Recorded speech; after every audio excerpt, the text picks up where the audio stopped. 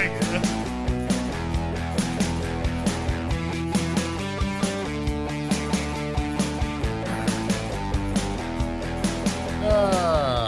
What are we talking about? A thing. Oh, yeah. So this is a special, and we all watched the movie. I thought it was a good movie. They said it was an okay movie. You decide. But before we get into that, Tom, make your announcement for trivia next week. Trivia this week, or well, next week, will be the second age of Middle Earth. More books. Reading. Terrible. So I'll probably lose that one in two. Token. But it is the what the new Lord of the Rings TV show will be based on. Yes, the Sort- second age of Middle Earth. Loosely. Something. Very, very loosely based on the second age of Middle Earth. So I'll probably lose that one too. I'm on an awesome losing streak right He's definitely in a slump. now. Yeah. No. I like it. Things that require me to read outside of my comfortable mediums. When I wanted this podcast to happen, I said movies, TV shows, and video games. What happened? This is connected to a TV show. You're the one that started trivia. Yeah, but it was for movies, TV shows, and video games. All right, anyways, moving on. This is technically about TV. But it's not like, would you say it's good TV? Do you want to watch this show? Are you excited about it? I'm like 50-50. I really want it to be good. I really do. I was excited but about at the same time, Batman. I have my own reservations. That's true. Mitch was excited about the Batman. He still is excited about Yes. the Batman. Are you going to watch it 4 times before we all go see it together? I mean, I do already have tickets for the 4th. At Mitch, 12 o'clock. Mitch in is the about afternoon. as excited for this as you were about Cyberpunk. Yeah. I hope it's trash. Let him suffer the I'm way just you kidding. have suffered. I don't want anybody to suffer the way that I suffered. I was so disappointed in Cyberpunk. All right. We all watched the movie We did. based on a book. Was it a book? I don't know.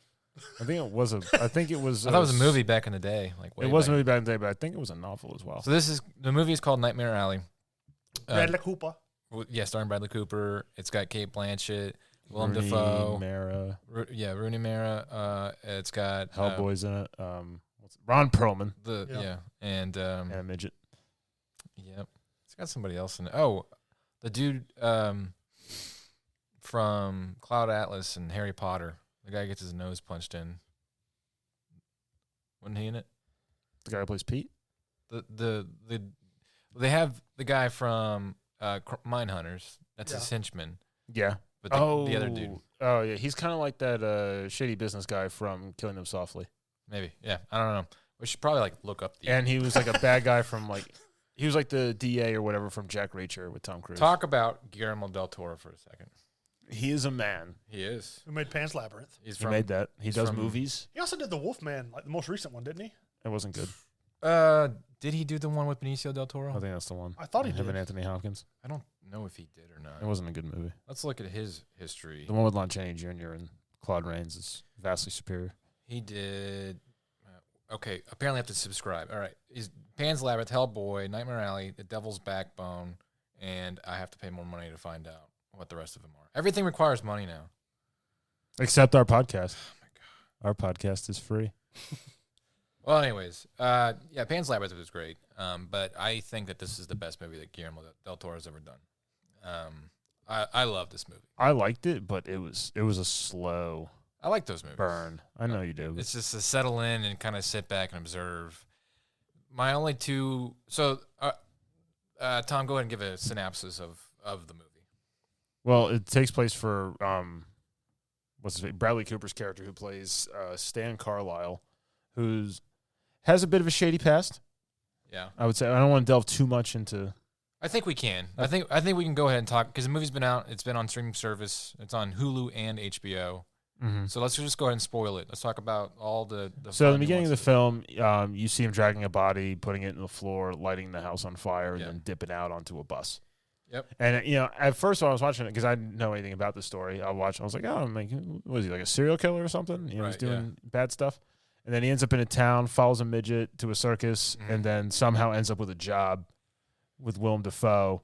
And that's where, you see all like the weird characters that make up this carnival. Yeah, and it's like a 1920s, I think 30s. it's late 30s. Like a freaks So this is carnival.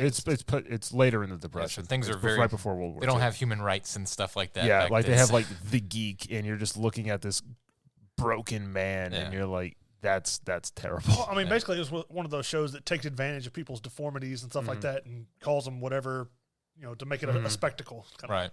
Oh, it also had, what's his name? The guy who's the mentalist.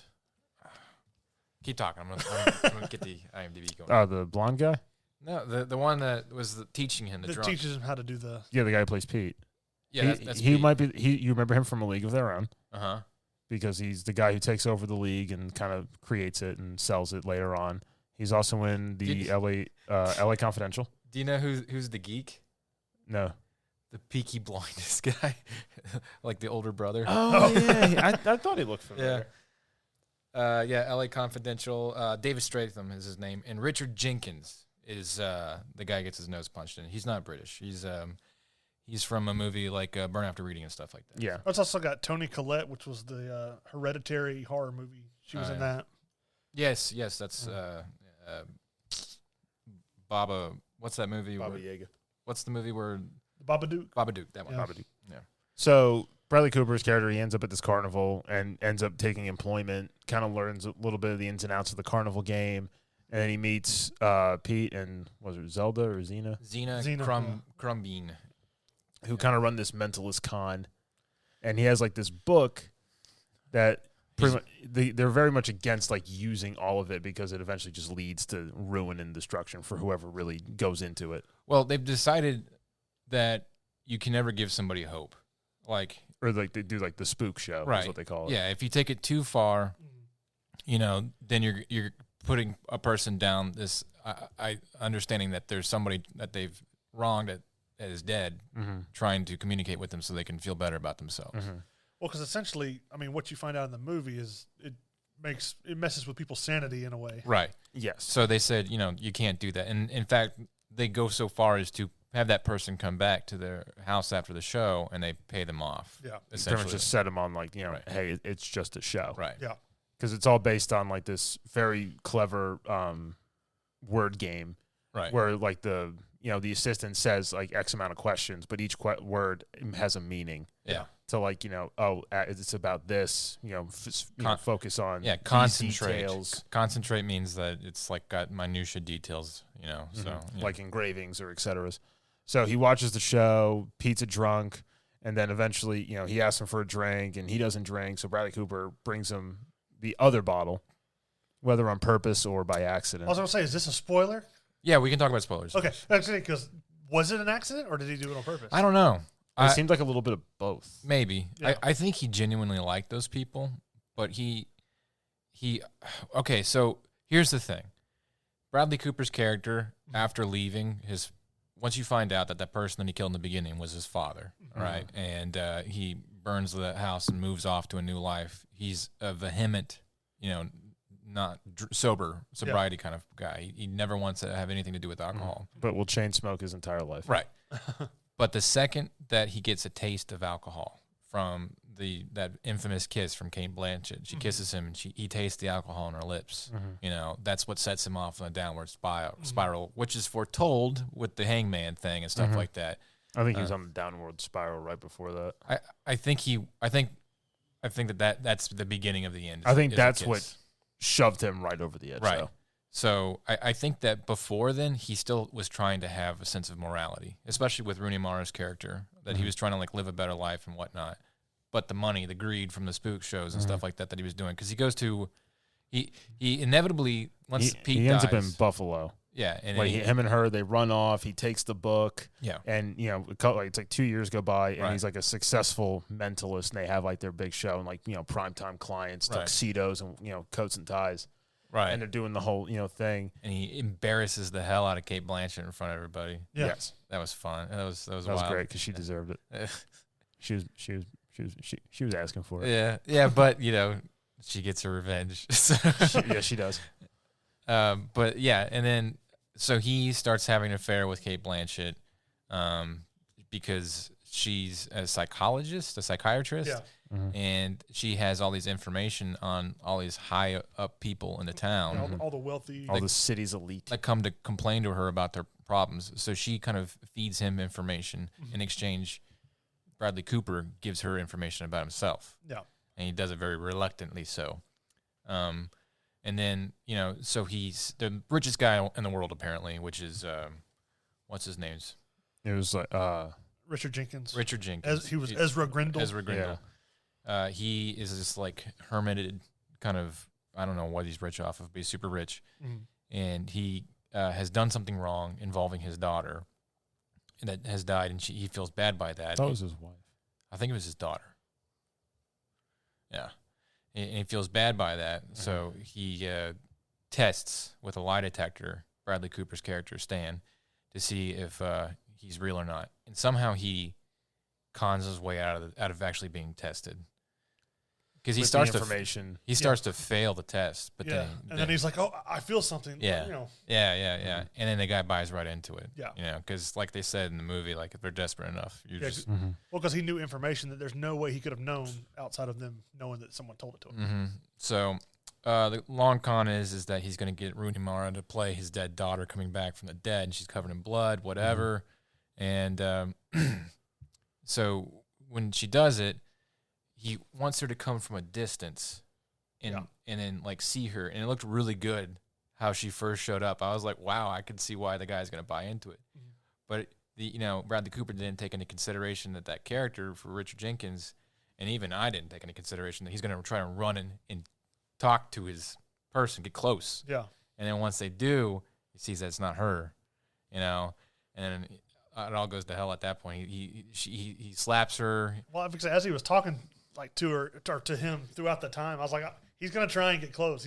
He's that desperate. He wants to go and try and make amends. I don't know. I thought that there was going to be some sort of thing or obstacle or whatever, but yeah, he should have stayed. She should have stayed outside the little gate thing that they had with the bars in the way. Yeah, and then he beats the hell out of the guy, kills him. Yeah. She leaves. Anderson takes off shooting at him. Yeah, and he runs him over. Yeah. And then he goes to Kate Blanchett, who you find out at that point was conning Bradley Cooper. The entire time. Big time. Yep. And did you see that coming at all? Her conning him? A little bit. I didn't see that coming at all. That part to me seemed kind of predictable. It became more predictable as time went on. To begin, I didn't think so. Right. And, she shoots him in the ear. And when she said she had the recording stuff, I was like, she's going to sell him out some way. I'm like, she's going to get dirt on him. She'll have it recorded. And her motive for doing it was like, just because you embarrassed me in front of everybody. Yeah. And I was like, yeah, that's fair enough. That's doable. Yeah. You slighted me ever so slightly. So, yeah, he gets chased out, drives off. Broke. He gets in the train. And, I knew that he was probably going to end up as the geek from the beginning. Yeah. Because they were pushing that geek plot line really hard. Yeah, especially right at the sympathy. And then it was settled in stone when he got in the train. He was surrounded by chickens. Well, that and when he talks to William Dafoe's character Clem, and he tells him how exactly how to make a geek and all that. Yeah. Once he got in the train surrounded by chickens, I was like, oh, here we go. So, but that was beautifully well done. Like how he got it. Like if you look for plot beats and foreshadowing and stuff like that, it's kind of like creepy how like the elements of the story fall into place. And that last line of the movie where the guy offers him the opium-filled shot of whiskey, and he knows what it is, and he still takes it anyways. Yeah, he starts crying, and he starts laughing. He's like, I was born for it. Mister, I was born for this. What a depressing movie. It was.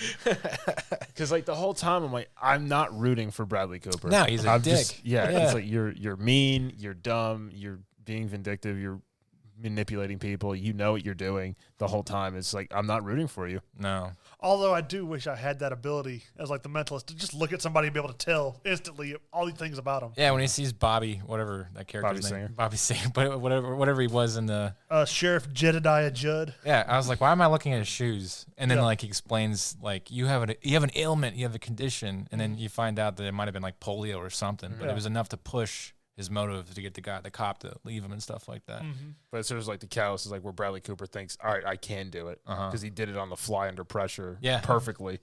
Yeah. Yeah, and he saved himself numerous times. Yeah. I think, honestly, if he had stuck to the craft and not worried too much about accumulating money and power and a better wife at some point, because in the end, she leaves him. She leaves him, and he reads that brief newspaper article when he's on the hobo fire pit about how successful she is now. I didn't see that part. Yeah. So she left him and became a successful mentalist without him. And, she stuck to the craft, and she did it the right way, whereas he's trying to, like, do it the wrong way, and that's why he basically just drinks himself into death. So I loved it. I thought it was a well-shot movie. I have 2 complaints. One, it was a little predictable. Yeah. The geek thing I knew was going to end up happening, but the journey was enjoyable. That's why I was more than happy to stick with it.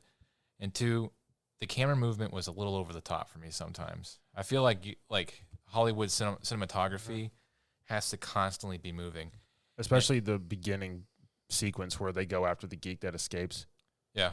And like just like the crazy camera shots and just like the constant like it just felt like you were constantly in motion while you're it's not sitting like there. It's not like shaky Saving Private Ryan can. It's like, okay, that's what we're talking about. We're looking at this object, person, place, or thing over there. Okay, and the camera's like moving towards it, and I'm expecting it to stop, but then it keeps moving. I'm like, look, come back. So It's like, why are we doing the thing from the beginning of Goodfellas where they're at the restaurant? Yeah. It's just the one long walking shot. Yeah, but it wasn't on my mind the entire time. It was just a couple of times where it was a little annoying. But the actors, awesome. They were all great. Bradley Cooper nailed it. For him to be like, because like the way he talked as a mentalist compared to the way that he talked to like everybody else and stuff like that. He kind of developed a little accent and stuff. Yeah, when he started talking. because they talked about that one point. You need to start talking like Hillary Clinton. You start talking like the locals and stuff like that. So because it'll cater to them and whatnot. And Kate Blanchett, she's always amazing. She's one of my favorite actresses ever. So and Willem Dafoe was awesome. I didn't know Willem Dafoe was in it. It's like I started hearing like doing the Norman Oswald speak from I was just I'm son of a scientist myself. Do you ever know how much I sacrificed? So, it was good. I really loved it. And then one of the best parts about this is that there was gore, but it wasn't all throughout the whole movie. But when there was gore, they doubled down the hell out of it.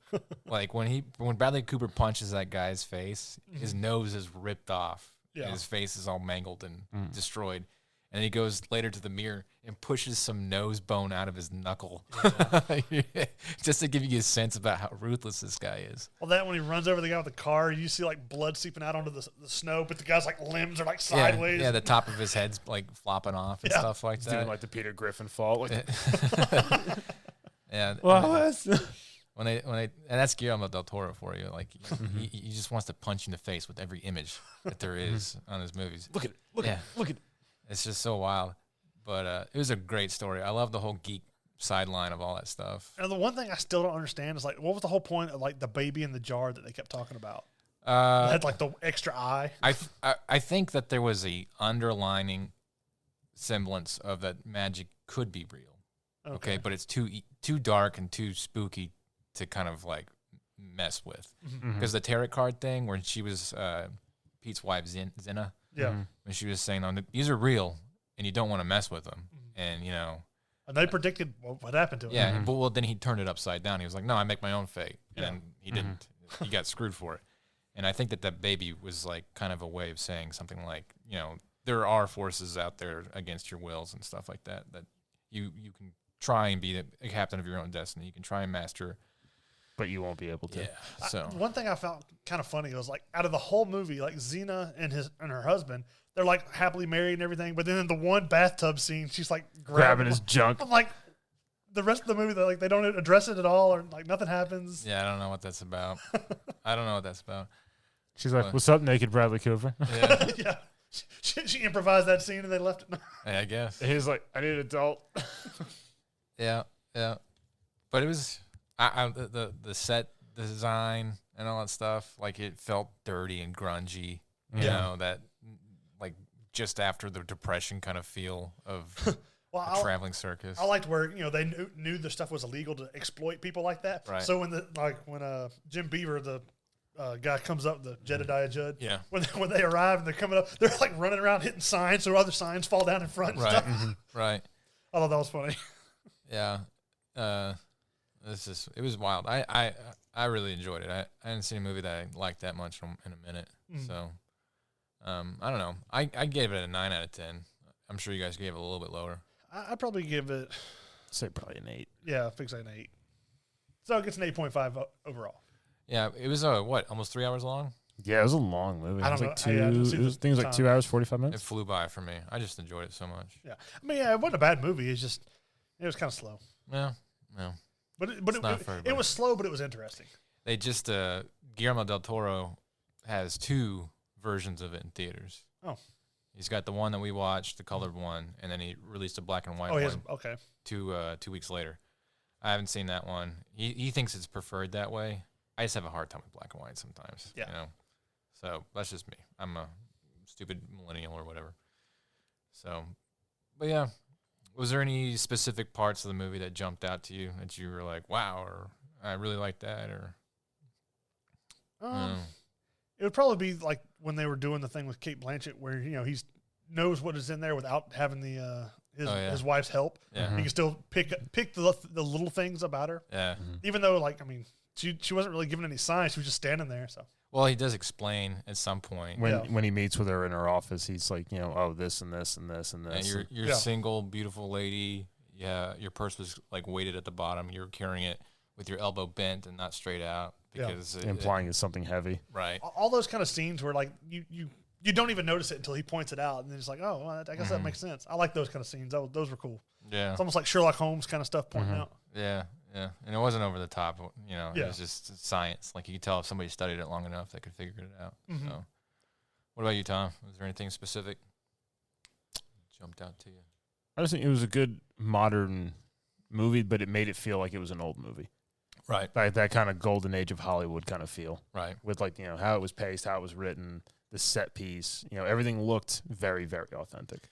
Yeah. Like that dirty, grungy country stuff looked dirt poor. Yeah. And like that when he makes it to the city and it's like, this very ornate architecture and like this gilded age of America. And it all looked very nice. All the rich, hoity-toity people. Well, one thing that was kind of interesting is Bradley Cooper's character. He, at every point, he showed that like he could improve upon everybody's stuff. Like he was smart enough to be a showman. Yeah. But then he just got greedy to where he wanted more and more. I think because he even improved his wife's show before they left. Right. The electric chair. Yeah. And I think that's the problem with people who are overly talented. They become too ambitious because they see opportunity to have great success. And, it's like slave to power kind of mentality that ends up getting, I guess that would be like the main plot line for this movie. I did like that Guillermo del Toro, he does a lot of interesting kind of symbolism with his film, but he doesn't do it in camera as much as just set design or like objects or story or whatever the actors have to go through. Most movies, like Oliver Stone, for instance, he's terrible about like putting pink gradient on film and Dutch tilting a certain way, so the camera's just so disorienting you have no idea what the hell's going on. But instead, the only thing that Guillermo del Toro did to really hone in on that fire and the shack at the beginning was whenever Bradley Cooper's character remembered it, he filmed it backwards. So you knew that if you didn't know that that's what fire looked like filmed backwards, you wouldn't know. But you would know that something's off on the fire just by looking at it. Yeah. And so it almost like looks like it's being sucked down instead of coming. Kind of, yeah. And so like to see that, you could feel there was a way of just telling you like there's something really weird and off about that. And that's when you find out that Bradley Cooper actually murdered his father. Well, let him, die of exposure. Yeah. Because he is an evil douchebag. So I like stuff like that where it's just a little bit of subtlety just to kind of give you an odd feeling about it. And and we talked about themes in horror in the past. And I wouldn't really classify this as a horror movie, but I would say that there was an overwhelming sense of dread because you knew that something bad was going to happen from the very beginning of the movie, and it never really went away. Well, I mean, even like what we talked about with the horror psychology stuff, it gives you a bunch of things throughout the film that kind of just is off-putting. Just little things here and there. So. Like, why was Ron Perlman so angry with him the whole time? What could he sense about this guy that nobody else could? Well, and like when the two that he went and talked to and told the wife or told the guy's wife that he's watching over you and he wants to be with you. When they sat down to breakfast that next morning, and she just was like overly cheery. Yeah, it's like pow. Oh yeah, the murder suicide thing. Yeah. That was wild. She was just kind of like overly cheery, like creepily cheery. I was like, something's not right here, And then, I was right. Something was not right. Yeah, just blasted him.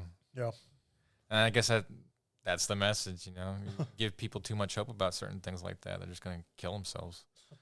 So, But yeah, I thoroughly enjoyed it. It was great. Did not expect to see a movie like that to be that enjoyable. I kind of wish I saw it in theaters. So I saw Jackass. Because I already saw this movie.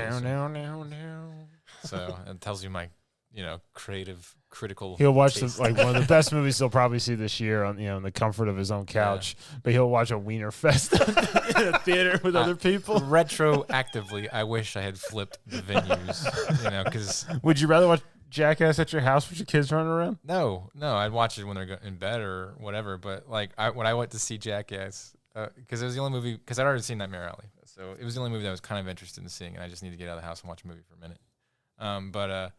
So I went and I sat down, and one other guy in the movie theater comes and sits right next to me, like in the seat next to you. Yes. I'm like, come on, man. Yes. So I get up and move one seat down, and thankfully he didn't move, but I'm still right next to this guy, right? And then right as soon as the movie starts, wieners everywhere, schlongs, and you're just like, don't look at him. Did don't he just look give at you a side glance and smile? I was just trying to eat my popcorn all quietly, And every time something funny would happen, I'd laugh, and the guy'd be like, "Ooh." And I'd be like, ugh. So Jackass was not an enjoyable movie for me, despite the content was funny and stuff like that. I mean, yeah, but I think I would have rather seen Nightmare Alley in theaters. So it does give me hope that movies like Jackass are still funny. Yeah, that you can just go watch a bunch of grown men beat the crap out of each other and the most brutal slapstick and just laugh. I didn't want this to be a Jackass review, but I'll say this: that we'll save it for the next episode. The 20 years they've been doing it, you can tell they've grown upon how much they can prank each other, and they're so intelligent about it now. It's hilarious. That's what they live for. Yes. So, but yeah, back to Nightmare Alley. Yeah, it's a great movie. Like I said, 9 out of 10. I think it's definitely worthy of a bunch of the Oscar nods that it's getting, and I hope that it does do well. I mean, even though you think of it better than me and Tom, but I would recommend seeing it if you hadn't seen it. I would recommend the movie. Yeah, I mean, since we spoiled everything for you, I'm sure that the movie can tell the story better than we can. So, most likely. Yeah. So, yeah. Well, there you go. That's our Thursday special. There you go. If you have any other preferences about something, I mean, we could talk about Call of Duty again. I don't care. There we go. We did a thing. You're welcome. All right. Well, goodbye from me. Hey, goodbye from Mitch. Bye. And goodbye from Tom. Bye, Tom. Why do you do that?